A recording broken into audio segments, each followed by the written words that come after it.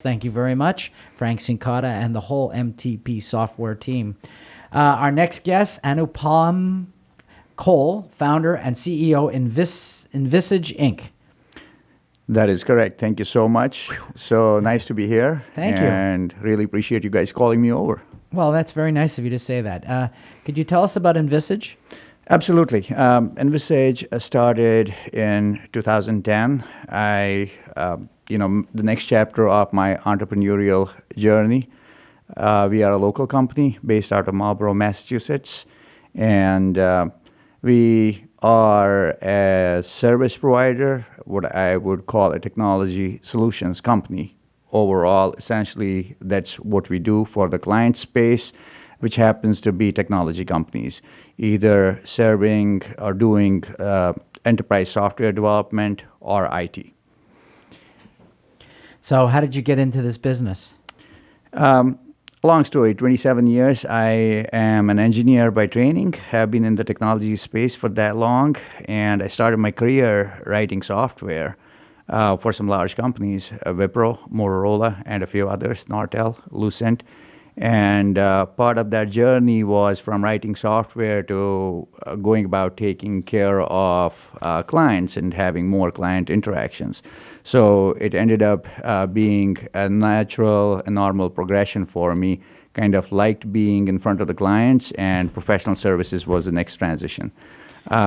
So have been part of the founding team of about 3 professional services companies, and this is the third one. Wow, what were your other companies? The previous one, where I was part of the founding team, was called Optimal Engineering, and we were acquired in 2007 by Symphony, which is part of Harman Kardon now. And the one prior to that was Centenex, and that was my first one, about 2.5 years of amazing, painful learning as an entrepreneur for the first time. It always is. It always is. That is absolutely correct. Right. It's that's the training. That is correct. Trial by fire. Absolutely. So now that you've opened up that book, if you were interviewing me and I was a potential entrepreneur, what were some of the things that you've learned that you'd try to warn me about? Phenomenal question. I think it's very, very hard to sum it up. On a quick segue, I just had an article on that very topic published in Worcester Business Journal. It's on my LinkedIn profile, so if anybody wants to go take a look at it, I thought it was a decent read. But I would say entrepreneurship is really about running marathons as opposed to doing sprints. So hunker down, get the thought process right, get the mindset right. More importantly, pull yourself on why it is that you want to go down that path in the first place. I think that's the most important thing. And from that are other derivative factors, like, you need to kind of take a long-term view of things. You need to, have the grit, the resilience, and the drive to actually go through a journey that is just like the journey of life. There are no easy days. You have a mix of both ups and downs, peaks and valleys, as I call them. And I think overall, just to sum it up, it would be like figuring out what it is that gets you on the peak, try and prolong that so you can stay on the peak a little longer. And when you're going through those valleys of life, figure out what got you into those valleys and try and do the complete opposite of that so you can just get out of that as fast as you can. Interesting. So who are your typical clients that you like to work with, and what kind of projects do you do for them? So our clients are technology companies, as I call them, original equipment manufacturers. Equipment can be misconstrued. It can be hardware, but it can be software. Most of the work in this space ends up being software, although we do hardware type of work as well. So companies within the defense sector, those guys are our clients. Just to name companies like Raytheon, Lockheed Martin, Albert Systems of North America. We have companies in the medical device space that are clients. like a Hologic that is bone densitometer. We have companies within the communication space like a Cisco, or some of the companies that I worked for like Motorola. Well-known companies. Well-known companies. Right. Not to say that we have worked with Fortune 50 companies as well as startups, and it's been an incredible journey. We take an agnostic view of the size of the company. Our focus really is on the challenge and the work that we are requested to perform for that particular client. Can you give us some examples? So if there's somebody listening that might be able to utilize your services, it would help. Absolutely. So our services range from staff augmentation to project-based work. And, to answer your question, I'm going to kind of, elaborate on that a little bit.